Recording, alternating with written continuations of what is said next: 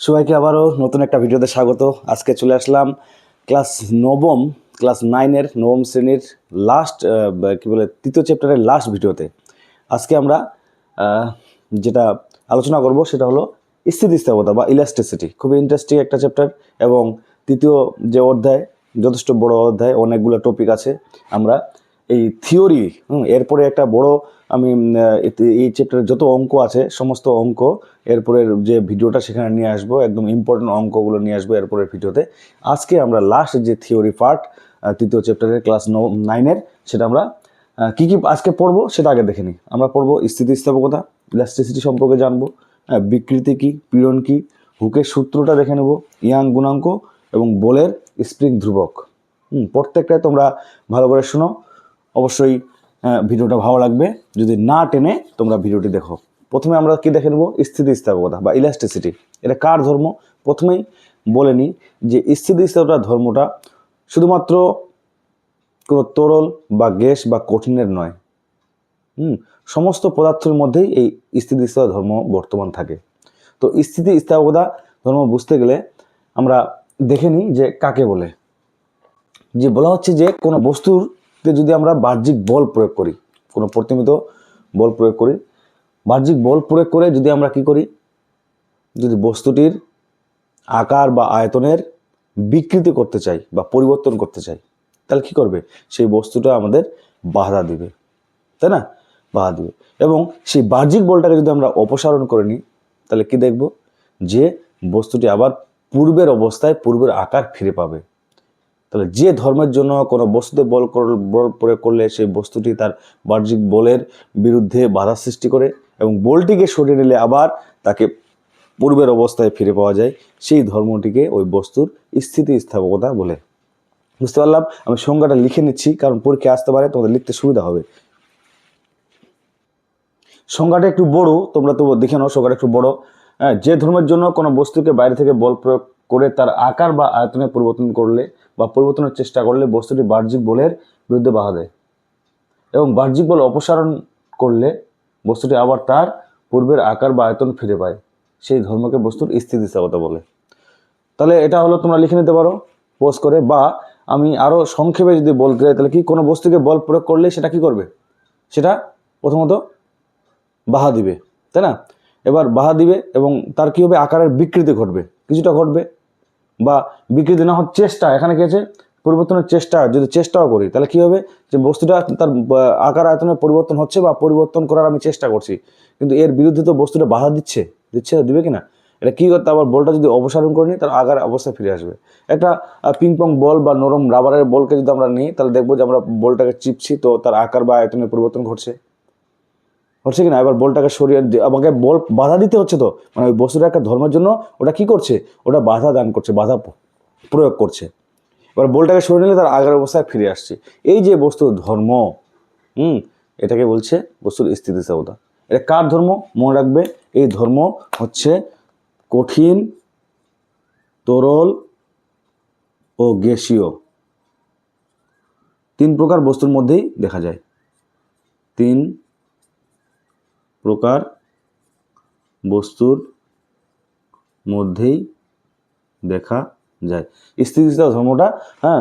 যেমন আমরা পড়েছিলাম পৃষ্ঠটান শুধুমাত্র তরলের ধর্ম ছিল, সান্দ্রতা প্রবাহী তরল এবং গ্যাসের ধর্ম ছিল, কিন্তু এই যে স্থিতিস্থাপকতা এটা হচ্ছে কি? এটা কঠিন, তরল, গ্যাসীয় 3 বস্তুরই একটা ধর্ম, যেটাকে আমরা স্থিতিস্থাপকতা বলছি। ঠিক আছে, বুঝতে পারলাম? ঠিক আছে, এবার তাহলে সংজ্ঞা হয়ে গেল। এবার আমাদের জানতে হবে যে স্থিতিস্থাপক সীমাটা কি জিনিস, বা তার আগে স্থিতিস্থাপক সীমার আগে একটা ছোট্ট প্রশ্নের উত্তর দেখে নেব। সেটা হলো যে ইস্পাত ও রাবারের মধ্যে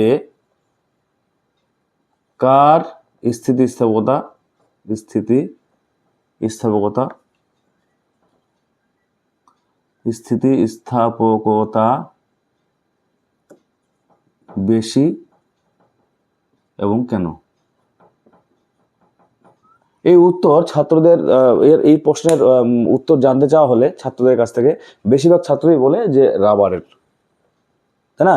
বেশিরভাগ বলবো যে রাবার তো আবার বল প্রয়োগ করছি, বাধা দিচ্ছে, আবার আগের অবস্থায় ফিরে আসছে। কিন্তু এটার সঠিক উত্তর হবে ইস্পাত। ইস্পাতের স্থিতিস্থাপকতা বেশি। কারণ কি?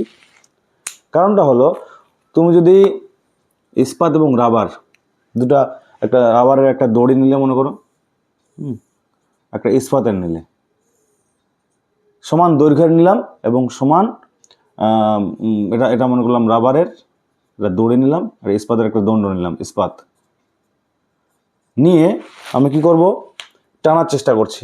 একই বল, দুটাতে একই বল প্রয়োগ করব, একই সমান দৈর্ঘ্য দুটারই একই বল প্রয়োগ করব। দেখব যে রাবারকে আমি সহজেই তার দৈর্ঘ্য পরিবর্তন করতে পারছি, কিন্তু ইস্পাত কি পারবো? তাহলে একই পরিমাণ যদি আমি বিকৃতি ঘটাতে চাই, তাই ইস্পাতের ক্ষেত্রে অনেক বেশি বল প্রয়োগ করতে হবে। বা একই যদি বল প্রয়োগ করি, তাহলে রাবারের অনেকটা আমি দৈর্ঘ্য প্রসারণ করতে পারবো, ইস্পাতের পারবোই না। ঠিক আছে? যেহেতু বিকৃতি করতে আমার এই যে স্থিতিস্থাপক ধর্মটা শুধু যে আগের অবস্থায় ফিরে আসলো সেটা নয়, আমার হচ্ছে যে বাধা দিচ্ছে, বাইরে থেকে আমি বল প্রয়োগ করছি, বল প্রয়োগ করার সেই বলটাকে কি করছে, বস্তুটা যে ধর্মের জন্য বাধা দিচ্ছে, তাহলে আকার আয়তন পরিবর্তনের বিরুদ্ধে, সেটা হচ্ছে স্থিতিস্থাপকতা। ঠিক আছে? তাহলে আমরা দেখবো যে একই দৈর্ঘ্যের দুটি, একটি রাবার একটি ইস্পাতের যদি আমরা দড়ি বা একটা দণ্ড নিই, তাহলে দেখবো কি যে রাবারকে একই পরিমাণ বল দিয়ে আমি বেশি পরিমাণে বিকৃত করতে পারবো, কিন্তু ইস্পাতকে পারবো না। তাহলে এইটুকু কোথায় আমার যথেষ্ট যে কার স্থিতিস্থাপকতা বেশি। ঠিক আছে? তাহলে রাবারের ইস্পাতের স্থিতিস্থাপকতা বেশি। এবার বলটা অপসারণ করলে ইস্পাতের তো বিকৃতি হয়েছিল কম, রাবার তো হয়েছিল অনেক বেশি, তাহলে তার তুলনায় ইস্পাত অনেক বেশি মানে স্থিতিস্থাপক। ঠিক আছে? তাহলে এটা প্রশ্ন উত্তর বোঝা গেল। আচ্ছা, এরপরে আমরা দেখব যে স্থিতিস্থাপক সীমা কি। স্থিতিস্থাপক সীমা, স্থিতিস্থাপক সীমা, রেঞ্জ। স্থিতিস্থাপক সীমাটা কি? স্থিতিস্থাপক সীমা, রেঞ্জ, বলছে যে একটা বলের সর্বোচ্চ মান, একটা বলের সর্বোচ্চ মান, যে মানটা কোনো বস্তুর উপর প্রয়োগ করলে সেই বস্তুটির আকার আয়তনের বিকৃতি ঘটবে এবং সেটা কি হবে, সেই বলটাকে সরিয়ে নিলে আবার আগের অবস্থায় ফিরে আসবে। সর্বোচ্চ যত মানের বল প্রয়োগ করলে বস্তুটি কি তার আকার বা আয়তন পূর্বের অবস্থায় ফিরে আসে, বিকৃত হওয়ার পর পূর্বের অবস্থায় ফিরে আসে, সেটাই হচ্ছে ওই বস্তুর ক্ষেত্রে, সেই বলটাই হচ্ছে সেই বস্তুটার ক্ষেত্রে স্থিতিস্থাপক সীমা বলা হয়। কি বললাম? কোনো বস্তুর উপরে আমি একটা বল প্রয়োগ করছি, সেই বলের সর্বোচ্চ মান, যে মানটা প্রয়োগ করলে সেই বস্তুটিকে আবার তার পূর্বের অবস্থায় ফিরে পাওয়া যায়, হ্যাঁ, আকার আকৃতিতে ফিরে আসে, সেটা হচ্ছে স্থিতিস্থাপক সীমা। সেই বলটার বেশি বল যদি প্রয়োগ করি, সেই বস্তুটা কি হবে, আর আগের অবস্থায় ফিরে আসবে না, সেই অবস্থায় আগের অবস্থায় ফিরে আসবে না।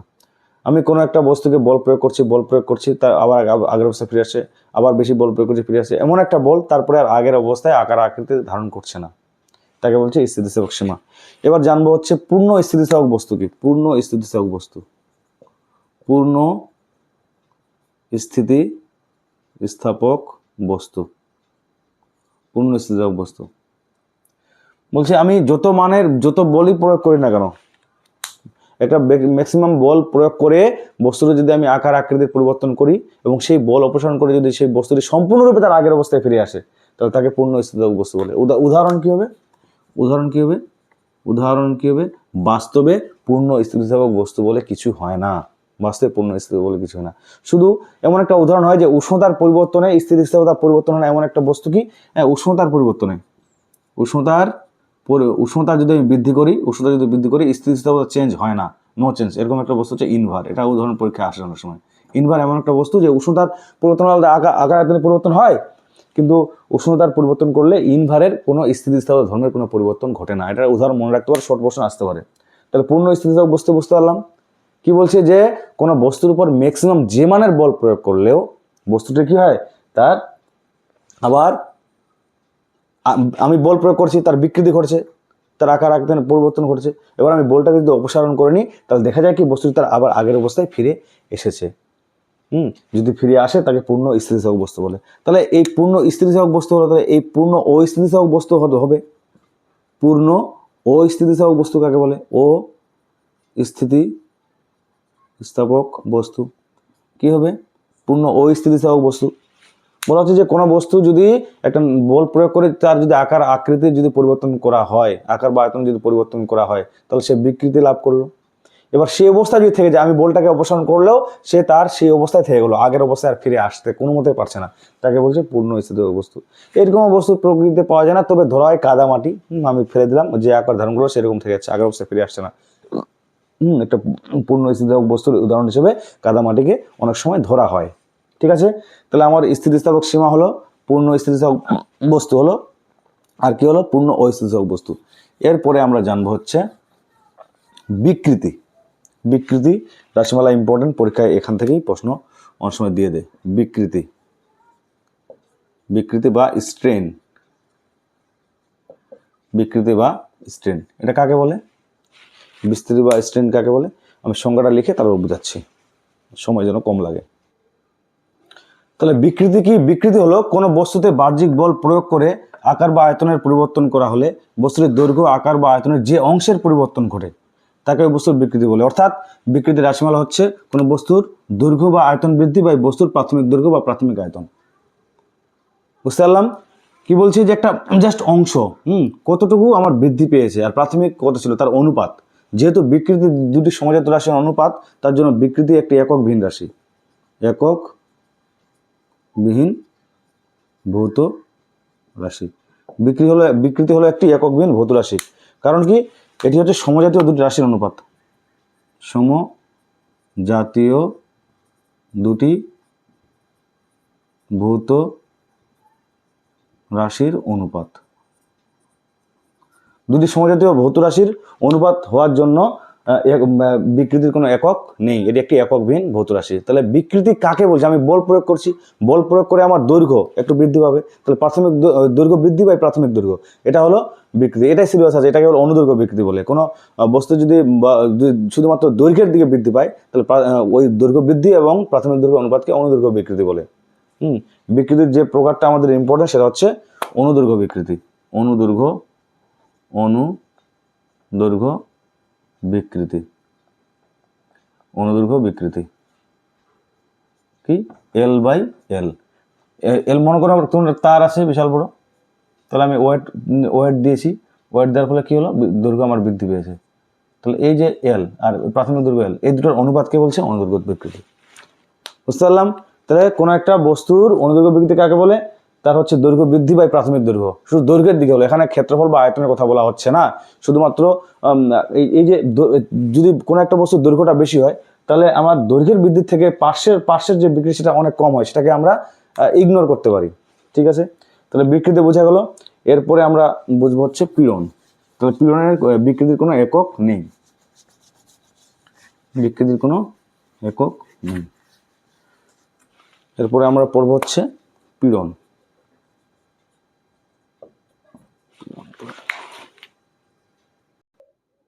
পীড়ন বা স্ট্রেস কি? তাহলে পীড়ন বা স্ট্রেস, বিকৃতি জানলাম, এবার পীড়ন বা স্ট্রেস।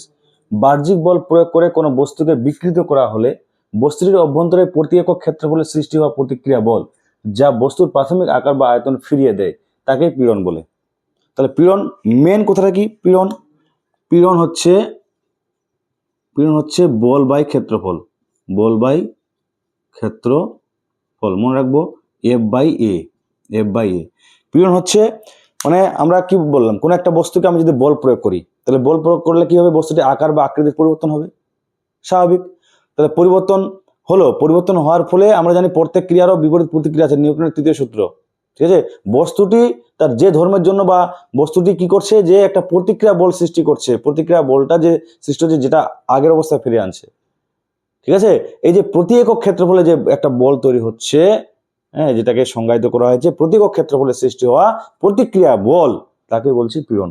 তাহলে পীড়ন সমান বল বাই ক্ষেত্রফল। তাহলে ক্ষেত্রফল যদি একক হয়, তাহলে বলটাই হচ্ছে পীড়ন।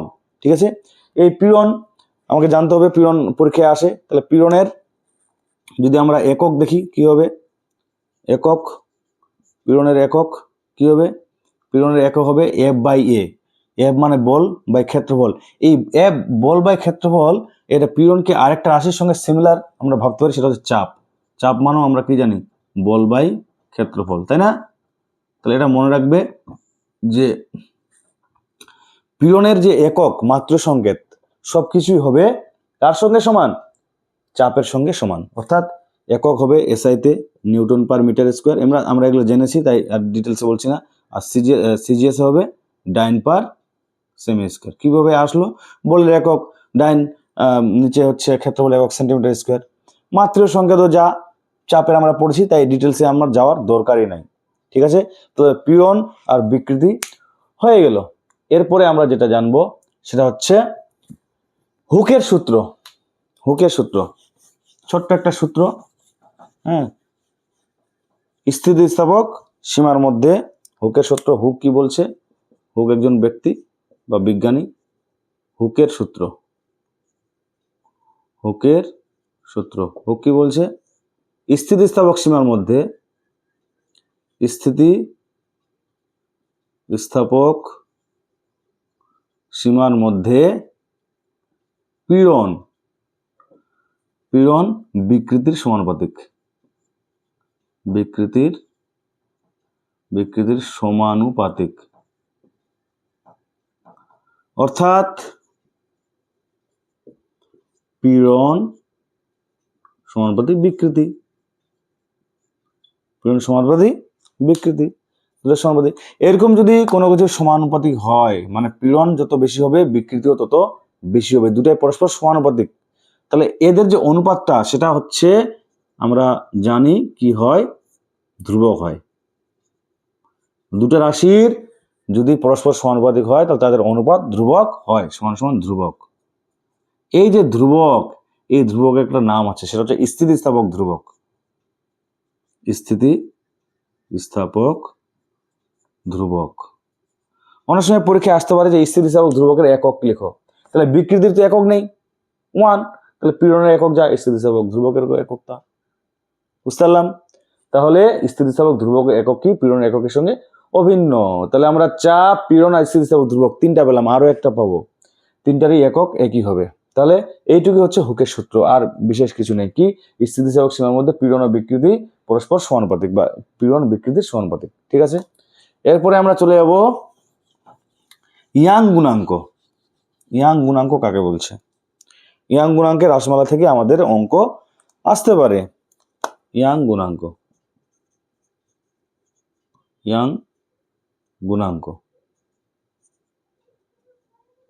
ইয়াং মডিউলাস, এটাকে ওয়াই দ্বারা প্রকাশ করা হয়। স্থিতিস্থাপক সীমার মধ্যে অনুদৈর্ঘ্য পীড়ন ও অনুদৈর্ঘ্য বিকৃতির অনুপাতকে ইয়াং গুণাঙ্ক বলে। তাহলে ওয়াই সমান কি হবে? অনুদৈর্ঘ্য পীড়ন বাই অনুদৈর্ঘ্য বিকৃতি। অনুদৈর্ঘ্য পীড়ন বাই অনুদৈর্ঘ্য বিকৃতি। তাহলে আমাদের অবশ্যই আগে অনুদৈর্ঘ্য বিকৃতি জানতে হবে, আর বিকৃতির জন্য পীড়ন উদ্বুদ্ধ হয়। কোন একটা লম্বা যদি তার থাকে, অনুদৈর্ঘ্য মানে ভাবতে হবে যে তারটির আর ক্ষেত্রফল আয়তনের কথা ভাবা হবে না, শুধুমাত্র দৈর্ঘ্যের কথা ভাবা হয়। এটা কোনো অবলম্বন দিয়ে আটকানো আছে, এই দৈর্ঘ্যের একটা তার, হ্যাঁ, এটাকে ধরলাম এল দৈর্ঘ্য। তাহলে এখানে কি হবে? আমি যদি এখানে একটা ওয়েট বা বল দিই তাহলে একটা দৈর্ঘ্য বৃদ্ধি পাবে, এটা হচ্ছে এল। তাহলে প্রাথমিক দৈর্ঘ্য এল ছিল, তাহলে বিকৃতিটা আমার কত হলো? বিকৃতি হলো এল বাই এল। প্রাথমিক দৈর্ঘ্যের যত অংশ আমার বৃদ্ধি পায় সেটা হচ্ছে অনুদৈর্ঘ্য বিকৃতি। আর পীড়নটা কি? এই যে প্রতি একক ক্ষেত্রফলে যে বল ক্রিয়া করবে তারের, সেটা হচ্ছে পীড়ন, এফ বাই এ। তারের প্রস্থচ্ছেদের ক্ষেত্রফল আছে আর বল হচ্ছে এফ। তাহলে এই তারটা তো আমি বল প্রয়োগ করে বৃদ্ধি করার চেষ্টা করছি। কোন একটা বস্তুর যদি দৈর্ঘ্য বৃদ্ধি করা হয় তাহলে প্রতি একক ক্ষেত্রফল সে কি করবে? তার যে একটা প্রতিক্রিয়া বল, সে চাইবে আবার আগের অবস্থায় ফিরে আসে। সেটা কত? তার সেটা হচ্ছে, সেই বলটা হচ্ছে প্রতি একক ক্ষেত্রফলে এফ, সেটা হচ্ছে অনুদৈর্ঘ্য পীড়নের রাশিমালা। তাহলে আমার ওয়াই সমান সমান যদি এটা হয় তাহলে আমরা এটা কি পাবো?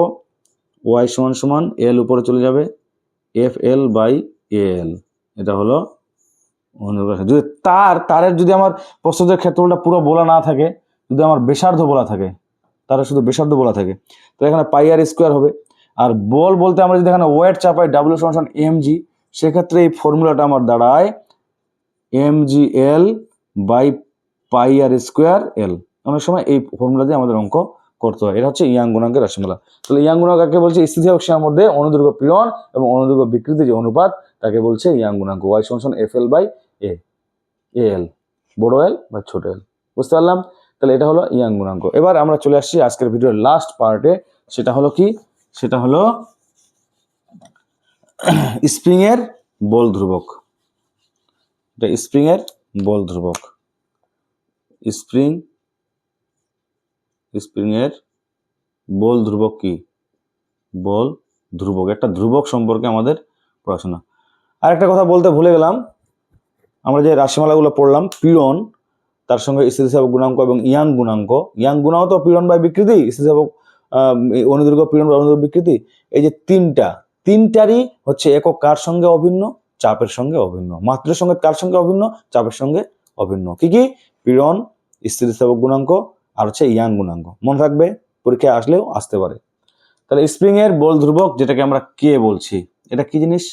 একটা স্প্রিং যদি করে থাকে, আটকানো থাকে স্প্রিং, আর এখানে যদি আমি বল প্রয়োগ করি তাহলে স্প্রিংটার দৈর্ঘ্য বৃদ্ধি পাবে। যদি আমি ডাব্লু ওয়েট বা বল প্রয়োগ করি তাহলে আমার কি হবে? এক্স বৃদ্ধি পেয়েছে। তাহলে এই যে এফ আর এক্স এর মধ্যে সম্পর্ক কি? সমানুপাতিক সম্পর্ক। এফ আর এক্স এর মধ্যে সম্পর্ক হচ্ছে সমানুপাতিক সম্পর্ক। কেন?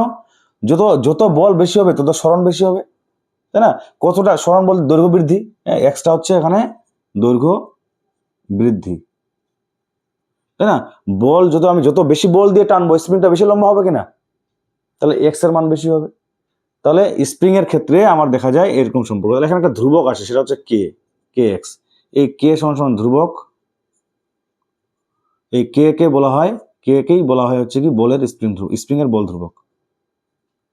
স্প্রিং এর বল ধ্রুবক। তাহলে কে সমান কি আসবে? F by X. তাহলে আমি এর সংজ্ঞা কি করে দিতে পারবো? কোন স্প্রিং এর একক দৈর্ঘ্য বৃদ্ধির জন্য যে পরিমাণ বল প্রযুক্ত হয় তাকে বলে স্প্রিং ধ্রুবক বলে। কোন স্প্রিং এ কি বললাম? কোন স্প্রিং এ একক দৈর্ঘ্য বৃদ্ধির জন্য যে পরিমাণ বল প্রয়োগ করতে হয় তাকে বলে স্প্রিং এর বল ধ্রুবক। ঠিক আছে? তাহলে এখানে একক ভেরি ভেরি ইম্পর্টেন্ট। স্প্রিং এর বল ধ্রুবকের একক কি? কে এর একক। কে এর একক মনে রাখবো, বলের একক বাই দৈর্ঘ্যের একক, নিউটন পার মিটার এসআই তে। আর সিজিএস এ কি হবে? ডাইন পার সেমি। আচ্ছা, কেউ বলতে পারবে? বলো দেখি, এই যে একক, এই এককটা আর কোন রাশির সঙ্গে অভিন্ন? তোমরা এই চ্যাপ্টারের মধ্যে পড়ছো, 9 এর 3rd চ্যাপ্টার 3য় অধ্যায়ের মধ্যেই তোমরা আরেকটা রাশিমালা পড়েছো, ভেরি ভেরি ইম্পর্টেন্ট রাশিমালা। সেটা হচ্ছে এর এককের সঙ্গে অভিন্ন। সেটা কি হবে? সেটা হচ্ছে পৃষ্ঠটান। পৃষ্ঠটানের সঙ্গে বলের স্প্রিং ধ্রুবের একক অভিন্ন। এটাও পরীক্ষায় আসতে পারে। মাত্র সংঘাত কি হবে? মাত্র সংঘাত বের করতে পারবে। মাত্রীয় সংঘাত কিভাবে বের হবে? বলের মাত্র সংঘাত কত? mlt -2 বাই ক্ষেত্রফল হচ্ছে এল স্কোয়ার, তাই তো? না, সত্যি ক্ষেত্রফল তো না, দৈর্ঘ্য। তাহলে এল কেটে যাচ্ছে, তাহলে কত হচ্ছে? mt-2। ঠিক আছে? তাহলে যখনই কোনো রাশিমালা আমরা নতুন পাবো তার একক এবং মাত্রার সংকেত দেখে নেওয়ার চেষ্টা করব, কারণ ওগুলো পরীক্ষায় শর্ট প্রশ্নে আসতে পারে। শর্ট প্রশ্ন তো এখন বেশি। তাহলে আমরা আজকে এই ভিডিও দিয়ে আমরা হচ্ছে নবম শ্রেণীর যে প্রত্যয়ের গঠন ও ধর্ম অর্থাৎ 3য় চ্যাপ্টার, সেই টপিকগুলি শেষ করলাম। এরপরে আমি যে ভিডিওটা নিয়ে আসবো সেখানে শুধু গাণিতিক সমস্যার সমাধান হবে। একটা যত সমস্যা আছে এই চ্যাপ্টারের মধ্যে টপিক ধরে ধরে, সূত্র ধরে ধরে আমরা সেই সমস্যাগুলো সমাধান করব। ঠিক আছে? ভিডিওটি তোমাদের ভালো লাগলে অবশ্যই সাবস্ক্রাইব করে সঙ্গে থাকবে।